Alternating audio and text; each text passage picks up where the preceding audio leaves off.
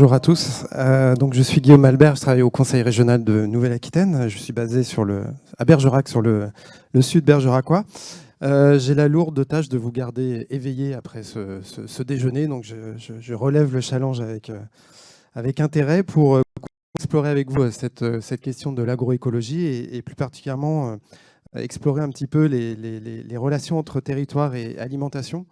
On voit que les territoires considèrent de plus en plus l'importance de reconnecter les citoyens à l'alimentation et à l'agriculture face aux enjeux environnementaux. Et du coup, il y a un certain nombre d'outils qui sont mis en place par les collectivités et les agriculteurs aussi. Donc on va voir deux exemples aujourd'hui avec le PAT, le projet alimentaire de territoire, et puis la vente directe aux producteurs. Donc au travers de trois témoignages. Donc je vais appeler Céline Jardin, qui est coordinatrice de la démarche agriculture et alimentation à la communauté d'agglomération bergeracoise, qui nous parlera donc du plan d'excellence alimentaire développé par la communauté d'agglomération de Bergerac dans le cadre du PAT du Grand Bergeracois.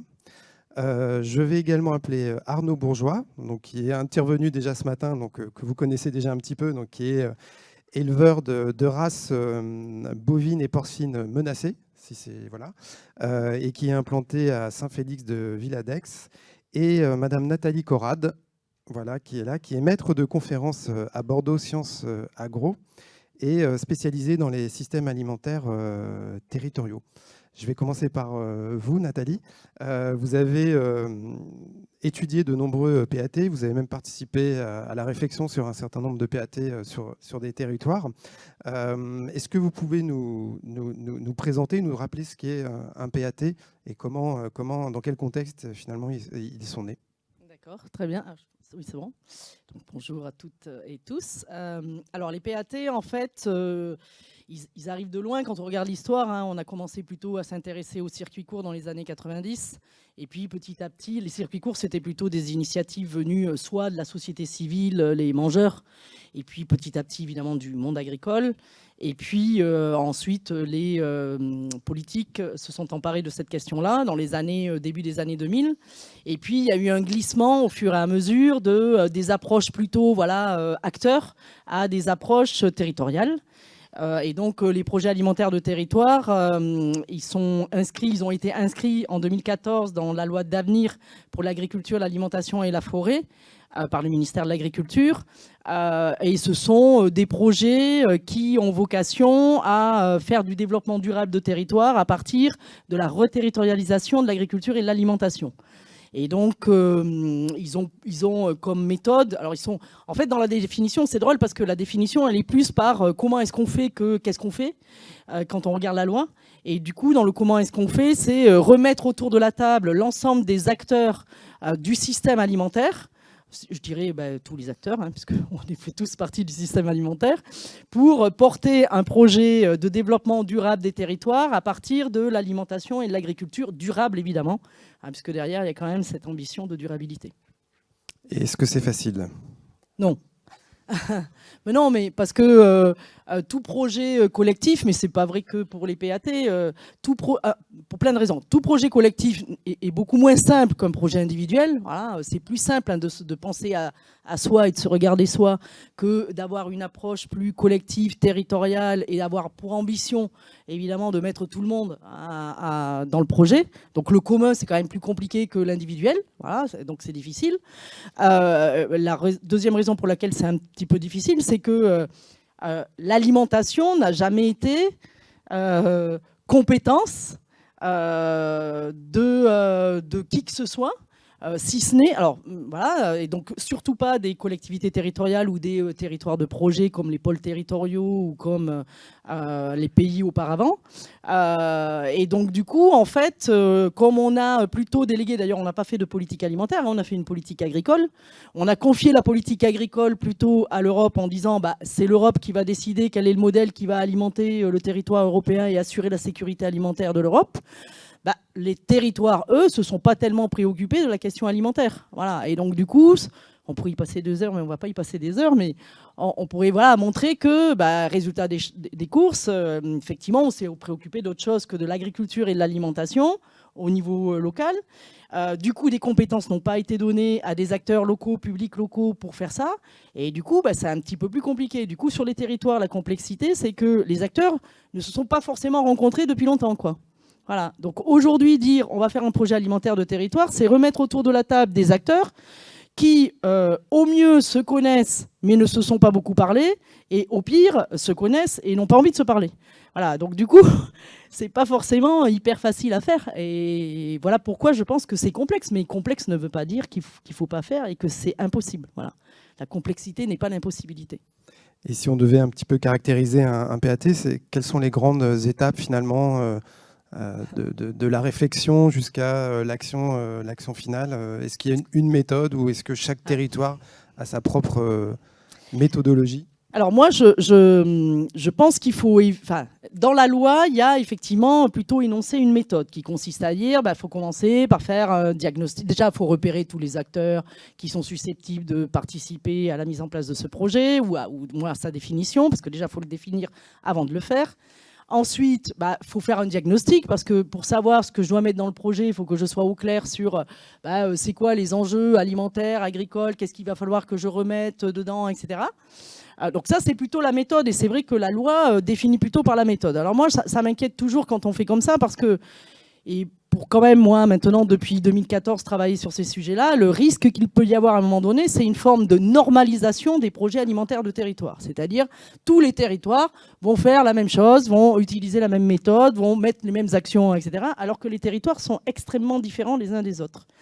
Donc du coup, je me garderai bien personnellement de dire qu'il y a une méthode et qu'il y a un modèle de projet alimentaire de territoire. Moi, je pense surtout que les territoires, s'ils se réemparent de ça, ils ont tout intérêt à prendre le temps, effectivement, de bien voir quels sont les acteurs qu'il faut mettre autour de la table et puis de discuter. Alors, je sais bien qu'on est plutôt à l'heure de l'urgence de faire plutôt qu'à l'heure de l'urgence de penser. Moi, je pense quand même qu'il faut un peu penser. Parce qu'au risque sinon d'aller trop vite ou de faire des choses qui ne seraient pas compatibles avec le territoire. Donc voilà, moi quand j'observe des PAT, j'en vois plein. Aujourd'hui, il y a presque 380 PAT en France, labellisés par le ministère de l'Agriculture. Et il y a des projets alimentaires de territoire qui ne sont pas labellisés, mais dont on peut dire quand même qu'ils sont des PAT. Et quand je regarde, moi, ces PAT, il y a plein de PAT différents. Ils sont rentrés par des voies différentes. Ils ont une temporalité différente, pareil.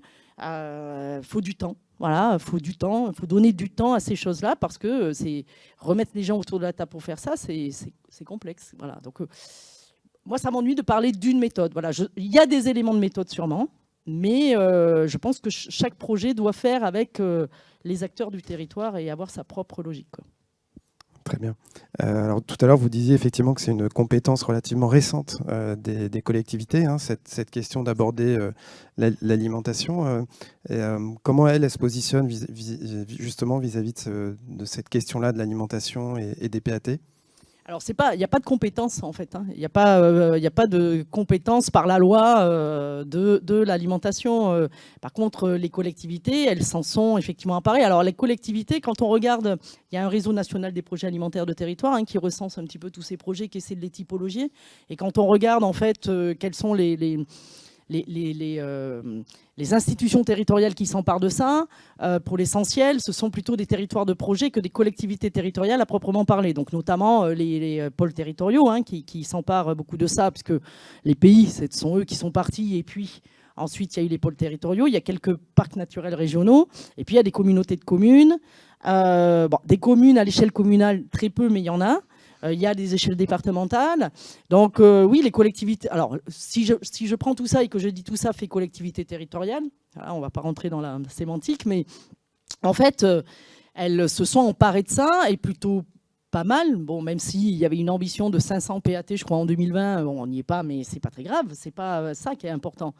Elles s'en emparent et elles s'en emparent effectivement avec l'idée... Alors aujourd'hui, il y a des glissements. C'est intéressant de regarder ça, parce que d'abord, elles sont parties par le prisme plutôt de remettre de l'agriculture dans les territoires. Et puis aujourd'hui, ça tire beaucoup vers la question de l'accessibilité à une alimentation saine, durable et digne à tous. Voilà, donc il y a des glissements un petit peu par rapport à ça. Et oui, les collectivités aujourd'hui, elles s'emparent pas trop mal de ça, quoi. Et donc vous citiez 380 PAT labellisés à peu près. Est-ce qu'il y a une part quelle est la part en fait entre ville et campagne justement? Est-ce que le PAT d'une métropole se distingue vraiment fondamentalement très différemment qu'un PAT rural? Alors, il y a plein de choses à dire là-dessus. La première, c'est en fait, quand les PAT sont partis, effectivement, c'est plutôt les villes, et même avant qu'il y ait PAT d'ailleurs, hein, c'est plutôt les villes et les grandes métropoles qui se sont emparées de la question de reterritorialiser l'alimentation sur leur territoire pour assurer l'alimentation, parce que les gens qui mangent, ils sont plutôt là. Donc du coup, c'est plutôt les grandes villes. Hein. Il y a des chercheurs bien meilleurs que moi sur cette question, comme Nicolas Bricasse, etc., qui ont travaillé là-dessus. Et donc, c'est les plus grandes villes du monde, c'est les premières à être parties sur ces questions-là. Chez nous, en fait, les villes, effectivement, sont parties. Hein. Les agglos et les agglos très urbaines sont partis là-dessus. Donc, ça a plutôt commencé comme ça. Ensuite, ce que l'on a vu... Alors, quand les territoires ruraux sont partis, ce que l'on a vu, c'est une différence justement de posture. Plutôt les villes, elles, c'était comment est-ce que je vais faire pour refaire manger, faire manger des produits agricoles, locaux, sains, durables, etc. Voilà, comment je fais manger ma population. Et les territoires ruraux, c'était plutôt comment je vais sauver mon agriculture. Donc il y avait, alors on a bien observé ça, il y avait deux problématiques, deux façons d'entrer différemment entre les ruraux et les urbains. Tout ça, petit à petit, ça a un peu glissé. Ça s'est rejoint. Voilà, sur la question effectivement de comment alimenter sainement les populations, ça s'est plutôt rejoint. Mais, et c'est la deuxième chose moi, que j'avais à dire là-dessus, c'est que ce que l'on constate, c'est il y a à la fois l'alimentation en fait, et ces sujets-là, ils sont autant des facteurs de, je vais appeler ça comme ça, de réconciliation ou de re-rencontre de la ville et de la campagne, puisque l'alimentation, elle permet effectivement aux territoires ruraux et territoires urbains de se retrouver sur une question commune. Sachant qu'en plus, les territoires ruraux, ils ont plutôt la ressource alimentaire et les territoires urbains, ils ont plutôt les mangeurs. Voilà, si je caricature un peu, voilà. Mais que de tensions. Et donc, en fait, moi, pour être quand même dans des comités de pilotage ou dans des endroits comme celui-ci aujourd'hui, autour de ces sujets-là, je vois bien que les villes, elles sont intéressées par les espaces ruraux parce que c'est elles qui ont la ressource agricole et alimentaire. Et donc, elles vont un peu essayer de capter la ressource alimentaire des territoires ruraux, même si elles essaient de mettre un peu d'agriculture urbaine. Voilà. Et de l'autre côté, on a les territoires ruraux qui disent « Ouais, mais nous, on voudrait aussi faire manger notre population avec notre ressource agricole et alimentaire. » Et je pense que monsieur le dira, mais la ressource agricole, elle n'est pas extensible. Hein, il n'y a pas pléthore d'agriculteurs. Hein. Les derniers recensements est tombé, même si on n'a pas perdu beaucoup de surface, on a perdu beaucoup d'agriculteurs, 100 000 agriculteurs en l'espace de 10 ans.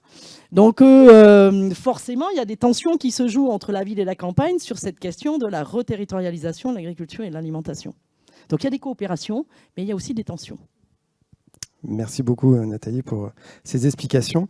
On va parler un petit peu du PAT du Grand Bergeracois avec Céline Jardin. Donc, comme je disais, vous êtes coordinatrice de la démarche agriculture et alimentation à la CAB. Donc peut-être avant de parler du PEA, nous dire un petit mot sur le PAT du Grand Bergeracois.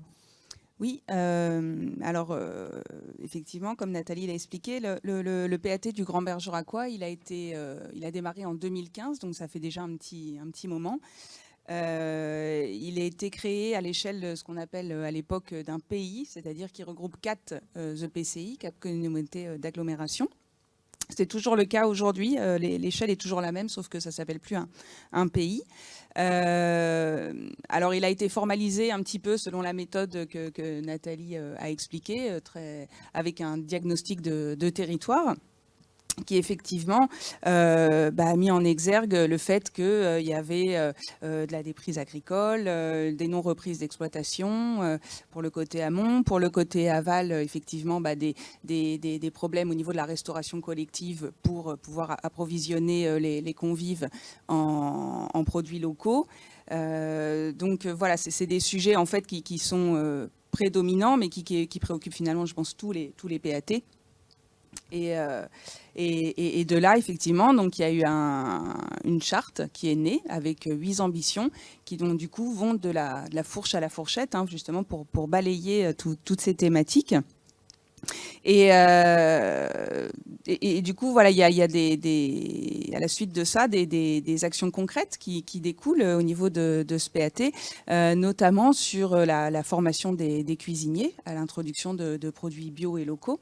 Aujourd'hui, on a quand même 45 cuisiniers qui ont suivi la formation sur le territoire.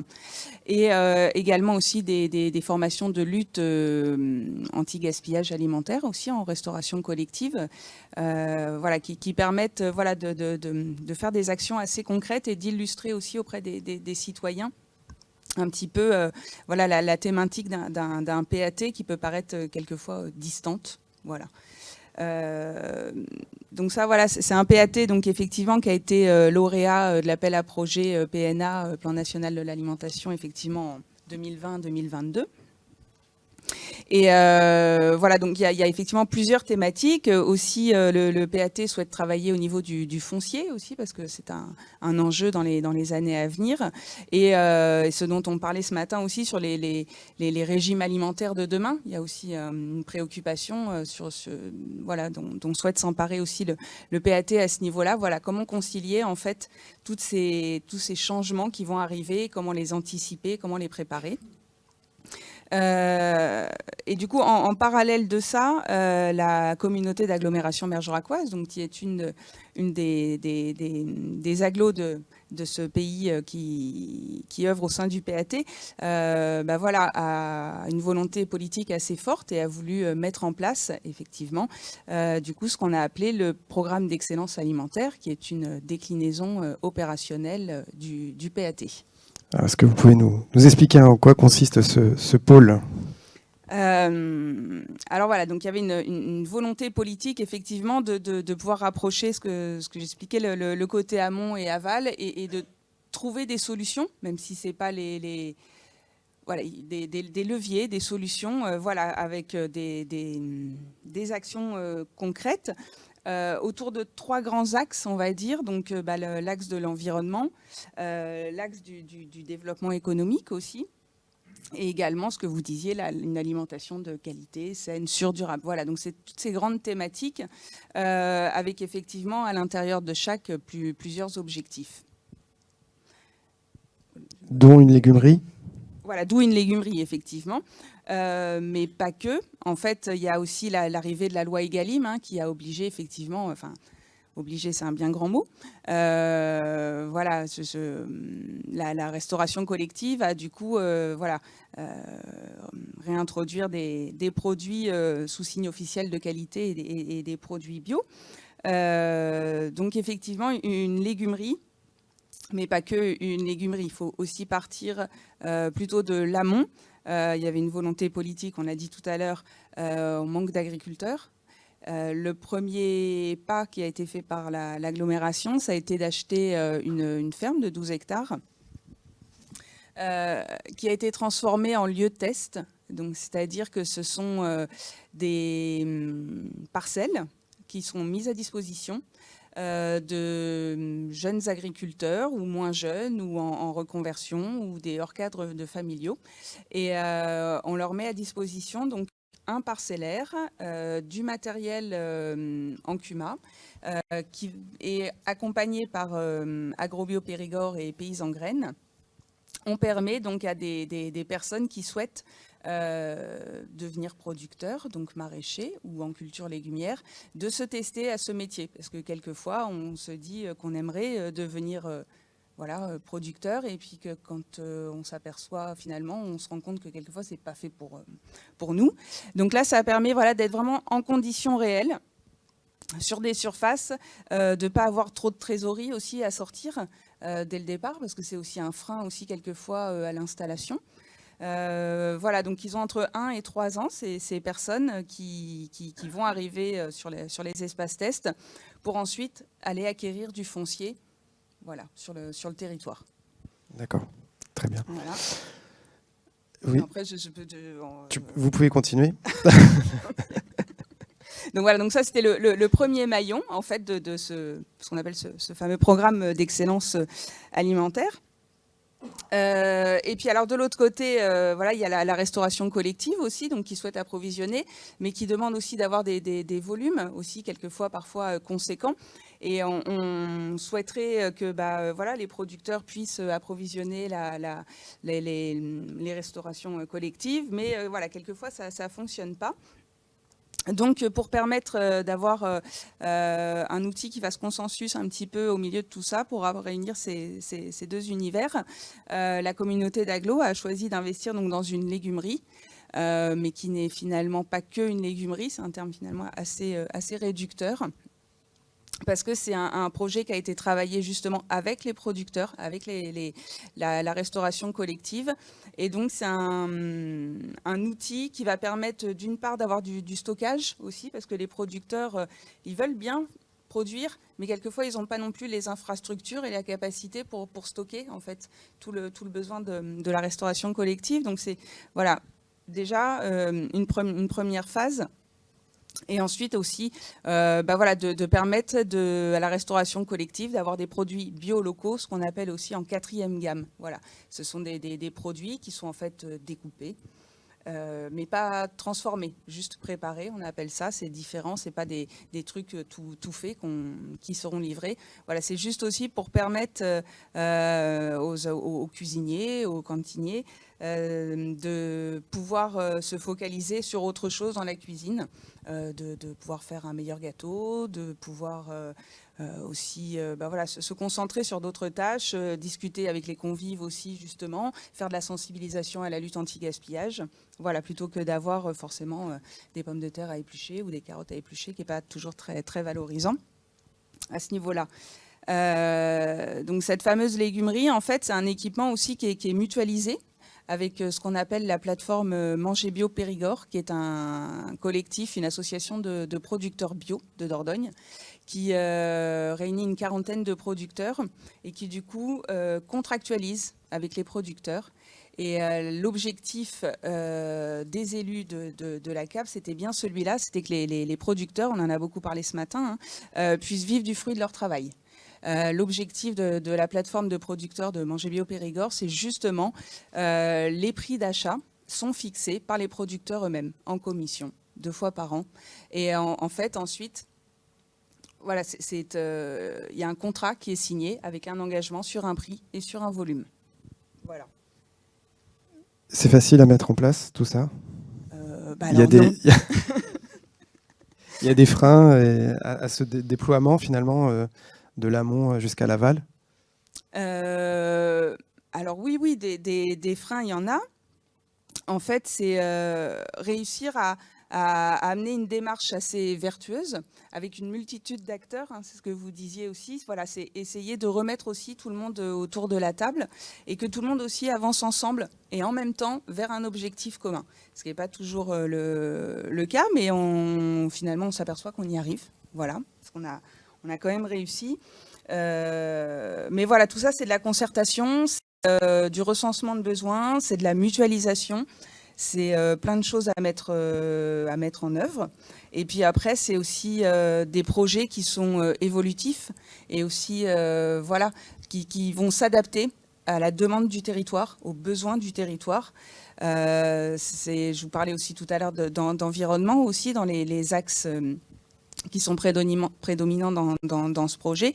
Il y a aussi, ça a été évoqué ce matin, l'enjeu eau qui va venir aussi. Là, on est dans un contexte de changement climatique. Donc voilà, il y a tout un volet aussi qui va être développé à ce niveau-là sur justement une priorisation sur la reconquête de la qualité de l'eau au niveau des zones de captage en nappe alluviale. Voilà, donc c'est un projet en fait avec plein de petits tiroirs qu'on va tirer aussi au fur et à mesure parce qu'on ne peut pas non plus arriver à tout mener en même temps. On y va par étapes. C'est quelque chose voilà, qui va prendre du temps, mais qui, on l'espère, va finir par porter ses fruits. Merci pour ce témoignage. Alors, on a beaucoup parlé de proximité. Ce matin, on parlait aussi de réancrer l'élevage dans les territoires. Et Monsieur Bourgeois, vous avez contribué justement à ce réancrage, une goutte d'eau, mais voilà, puisque vous avez, depuis une dizaine d'années, acquis un domaine de 80 hectares à Saint-Félix-de-Villadeix pour développer l'élevage de races bovines et porcines anciennes, avec le choix de faire de la vente directe à la ferme. Alors peut-être qu'avant de parler de votre métier, nous faire un petit rappel de votre parcours, qui est un petit peu atypique. Vous l'avez évoqué ce matin en posant votre question, mais voilà, c'est intéressant le cheminement finalement qui vous a fait venir jusqu'à Saint-Félix-de-Villadeix en 2 minutes 30. Bon après-midi. Pardon. En fait, non, c'est pas du tout un changement. Les gens croient que ça a été un grand changement, une grande réflexion, etc. Pas du tout. C'est que tout gamin, je voulais être paysan et vivre à la campagne, et qu'on n'avait pas d'argent ni de terre dans la famille. Donc mes parents m'ont dit t'as qu'à faire veto. J'ai fait veto pour être veto rural à l'ancienne, et j'ai vite compris que que ça changeait très vite. Et il fallait que je fasse mon service militaire. Je suis rentré chez Sanofi, le grand groupe pharmaceutique, pour faire mon service militaire. Et en fait, j'y suis resté 25 ans. Sanofi a vendu sa partie santé animale. Je suis resté dans cette boîte et après, on a pu la racheter à plusieurs. Et dans une boîte qui valait absolument rien. Et au bout de 25 ans, aujourd'hui, la boîte est 5e mondiale. C'est un espèce de gros truc énorme. Mais moi, mon rêve, c'était toujours dès que je pourrais, je m'installerais à la campagne. Alors, j'ai pas vraiment prévu Saint-Félix-de-Villadeix, mais pourquoi pas la Dordogne quand même. Et donc voilà, dès que j'ai pu, je me suis installé là.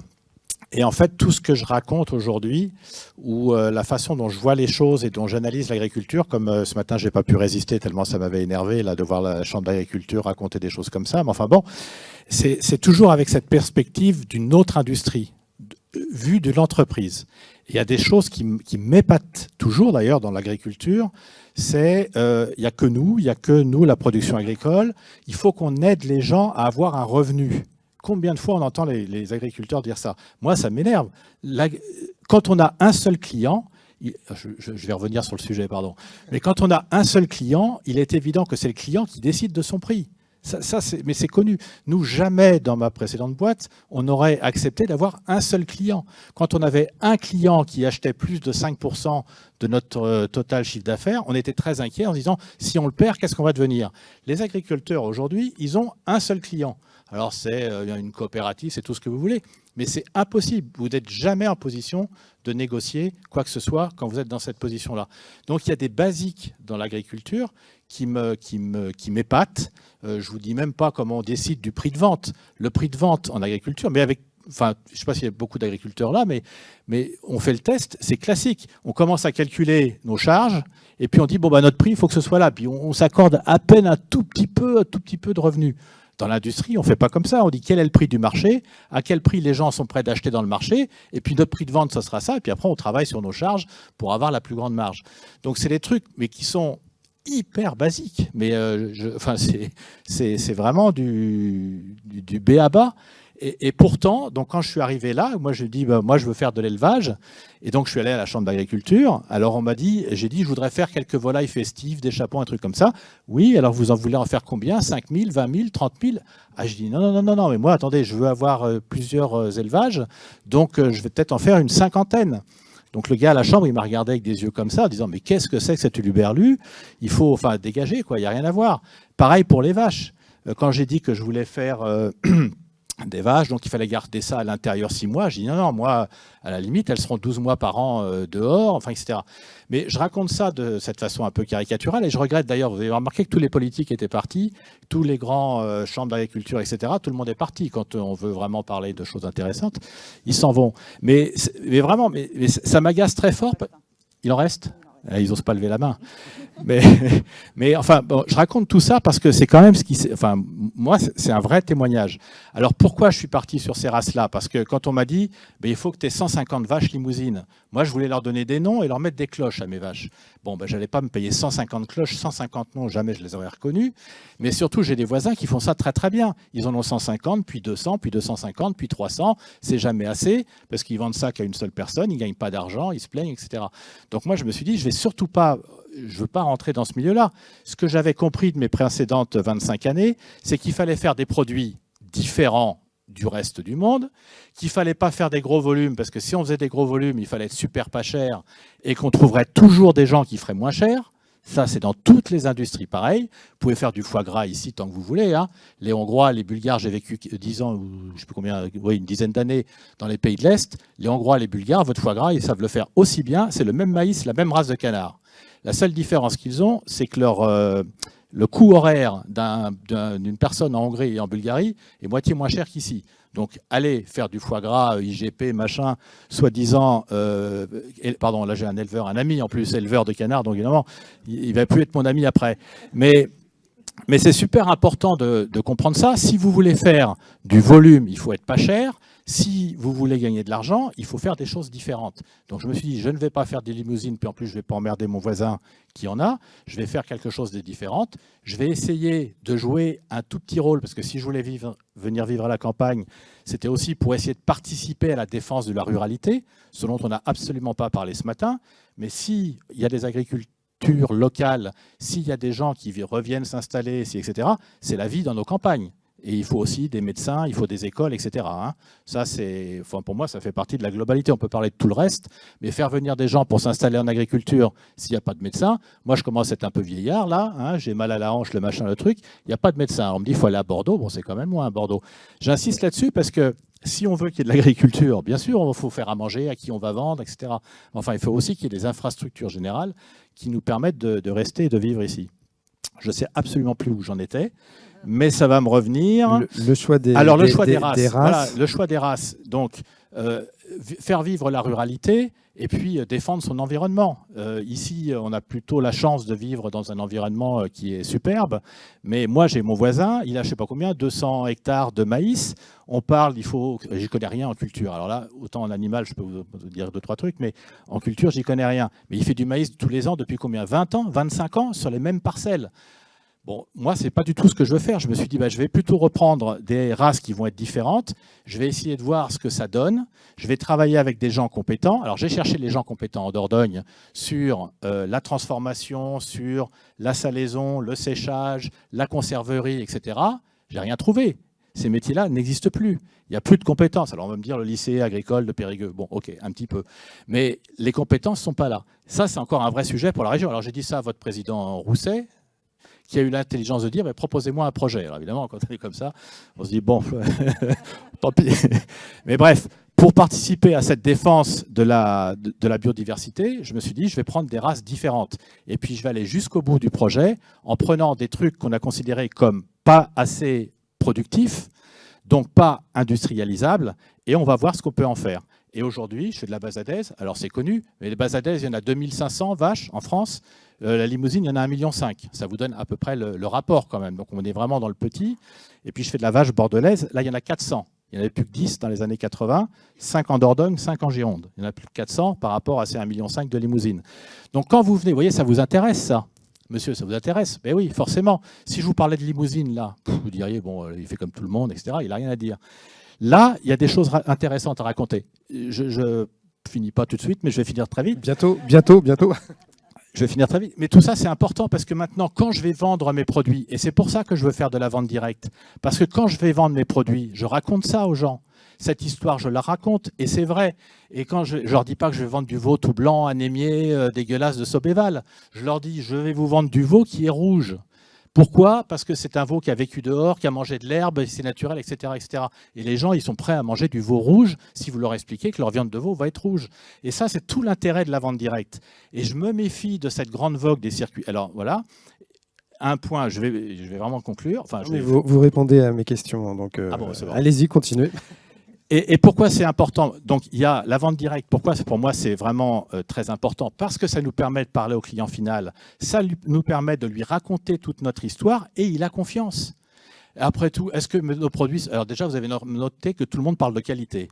C'est-à-dire celui qui fait 300 limousines ou 40 000 ou soit 80 000 canards, ils font tous de la qualité. Bien sûr, il n'y a pas un producteur qui va vous dire « Non, moi je produis de la merde parce qu'il faut que ce soit pas cher ». Ça n'existe pas.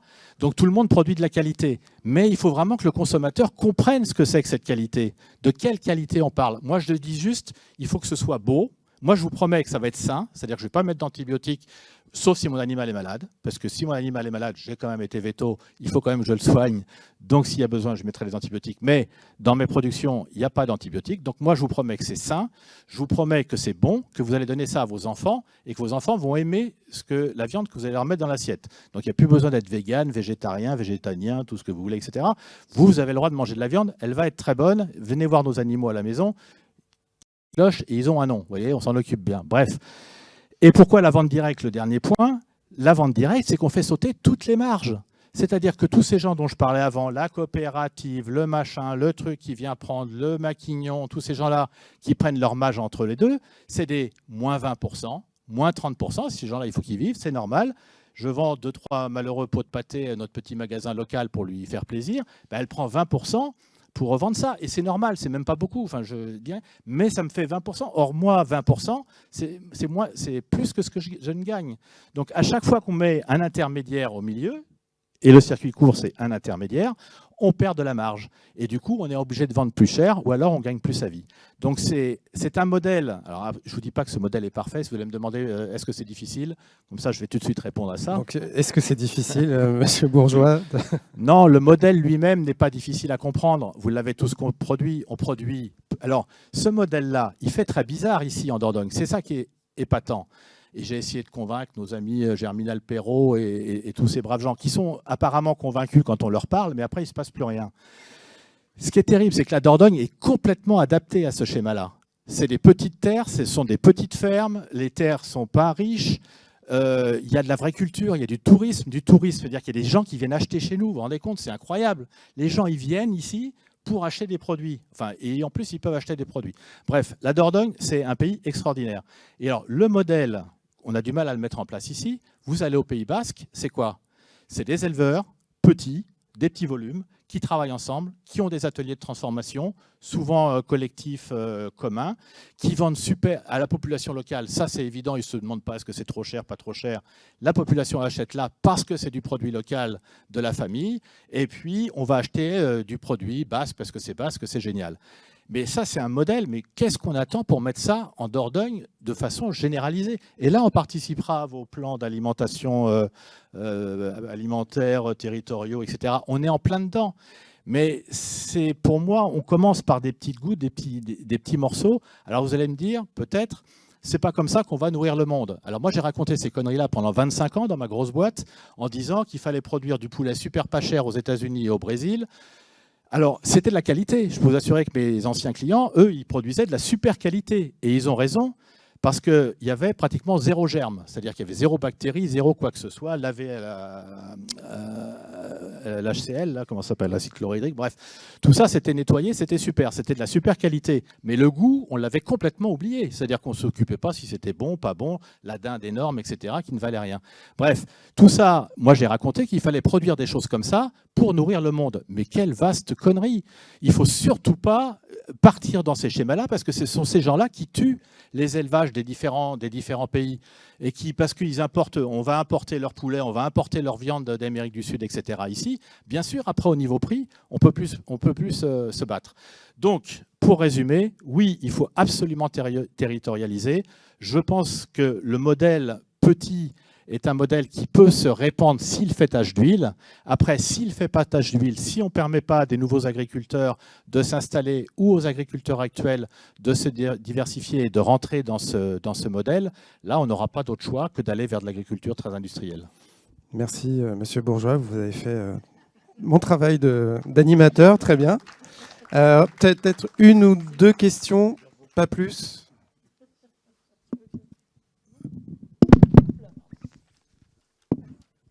Ah, ça va être dur de poser une question après tout ce qui s'est dit. Donc je vais quand même déjà un petit rappel. Effectivement, la Dordogne, c'est un département adapté, comme vous le dites. Le PAT a été porté principalement par Brigitte Allain, élue du Bergeracois, députée élue du Bergeracois. Petit rappel historique quand même. Moi, ce qui m'interroge, c'est que vous n'ayez pas trouvé d'endroit où vous formez. Alors c'était peut-être juste en Aquitaine, mais enfin le Pays Basque, ça fait partie de l'Aquitaine. Donc sur les formations, saisonnières, etc., ça existe. Bon, voilà, c'est juste une petite remarque. Sinon, il y a le Poitou-Charentes aussi, où il se passe beaucoup de choses. Donc, peut-être que M. Rousset considère l'Aquitaine uniquement autour de Bordeaux, je ne sais pas. Bref, voilà, donc c'était surtout pour parler de ça.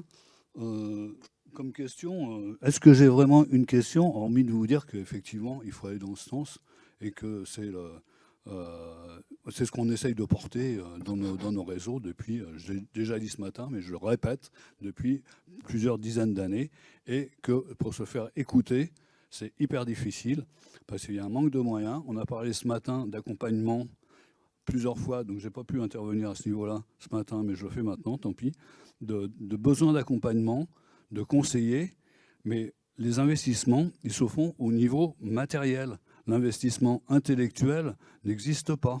Et pourtant, c'est à ce niveau-là qu'il faut jouer, hein. C'est là, le conseil, c'est de l'investissement intellectuel. Alors on nous subventionne pour acheter du matériel, mais pas pour avoir des gens qui vous accompagnent dans le changement. Alors, je suis entièrement d'accord. Je me suis formé à Aurillac, à l'école des viandes à Aurillac. Voilà, mais c'est pas la Dordogne, hein, Aurillac, pas encore, enfin on va peut-être l'absorber. Et le deuxième point, effectivement, dans les difficultés de ce que je raconte, qui paraît très joli comme ça, mais il y en a une qui est énorme, c'est la formation. Et j'espérais que notre président de la Chambre allait être là, parce qu'on ne se forme pas à changer de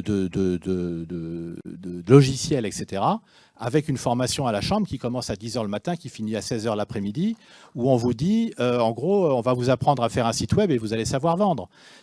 Mais pour moi, c'est des aberrations. Dans ma boîte précédente, encore une fois, je m'excuse, je fais toujours ce parallèle-là, mais quand on formait quelqu'un, quand on voulait que quelqu'un change complètement, c'était des formations lourdes. Et ça, je ne sais pas comment le faire.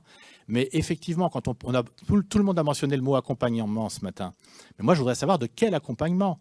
Et ce que j'avais dit au président Rousset, là, c'est que pourquoi l'effort qu'il fait pour accompagner les grosses entreprises à changer, le lean management et tous ces machins-là, pourquoi on n'accompagne pas l'agriculture pareil? Mais c'est des choses simples. C'est aider un agriculteur qui veut faire de la vente directe à faire une jolie étiquette, à lui expliquer pourquoi, etc., etc., etc.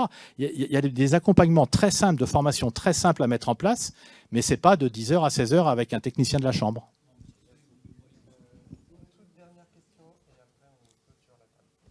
Bon, bah merci de m'avoir donné le micro, c'est super sympa. Bravo pour l'exposé, je trouve ça génial ce que vous faites, monsieur Bourgeois. C'est vraiment top, j'adhère complètement. J'essaie de faire un peu la même chose avec les abeilles, mais c'est un autre sujet, on peut en parler à côté si vous voulez. J'ai peur que vous allez dire « mais ». Je suis d'accord avec vous, mais... Non, mais en fin de compte, c'est pas vous que j'ai posé la question, c'est-à-dire que la question elle est plutôt par rapport au plan d'alimentation territoriaux. C'est-à-dire qu'à aujourd'hui, ce matin, je l'évoquais rapidement, on a des problématiques différentes sur les territoires. On a une problématique biodéchets, par exemple, d'un côté, et on a une problématique amendement des sols de l'autre. La semaine prochaine, je me retrouve à animer une table ronde sur la gestion des biodéchets en Dordogne. Et en même temps, on n'a pas le PAT qui est forcément là. Je me dis comment est-ce que l'on peut, à un moment, refaire ce lien-là entre le besoin de matière organique des agriculteurs, la production qui existe à l'extérieur, en sachant qu'il y a des territoires qui ont bien avancé, hein. Dans le même sens, le territoire du Libournais a super bien avancé sur le PAT, et avec le lien à la matière organique. Donc comment est-ce qu'on peut réussir à faire ça ici sur le Bergeracois ? C'est plus à même de répondre, mais de façon globale, moi j'aurais tendance à dire que la réponse est dans la question, parce qu'il n'y a pas d'autre solution possible que de mettre autour de la table les acteurs qui vont coopérer autour de ça et qui vont mutualiser un certain nombre de problématiques et de moyens, etc. Donc moi, quand j'entends dire, je trouve intéressant ce qui est dit là sur l'adaptation du territoire. Vous avez cette grande chance-là, effectivement, d'avoir un territoire qui est, comme vous dites, adapté. Il y a des territoires qui sont... alors, c'est pas qu'ils sont pas adaptés, c'est qu'ils ont une histoire. Tous les territoires ont une histoire. Et il y a des territoires qui ont des histoires qui font que le verrouillage, il est beaucoup plus fort qu'ici. Voilà, quand vous allez dans les Landes, par exemple, et que vous allez notamment dans ces territoires où la filière grasse est développée, la structuration de l'agriculture et du modèle agricole, il est beaucoup plus verrouillé que chez vous. Donc, c'est vrai qu'il faut se saisir de ça, c'est-à-dire de la possibilité dans votre territoire de pouvoir quand même faire projet commun pour y arriver. Mais je n'ai pas d'autre solution à trouver. Bon. Ah oui. Alors, on a en fait déjà des structures aussi qui travaillent sur cette thématique biodéchets notamment. voilà, avec la tâche rapide qui s'occupe de faire de la collecte au niveau de la restauration collective, justement, pour voilà, permettre d'avoir moins de gaspillage alimentaire. Ça reste dans la thématique aussi du PAT. Mais vous avez raison, il y a peut-être aussi, voilà, comme Nathalie disait, une concertation. Voilà, d'un côté, des producteurs qui ont besoin de matière organique, de l'autre, des personnes qui sont producteurs, justement, de cette matière organique. Donc, effectivement, les mettre ensemble autour de la table. Et puis, je sais pas, moi, après, c'est des outils techniques qu'il faut développer pour y arriver, mais tout à fait.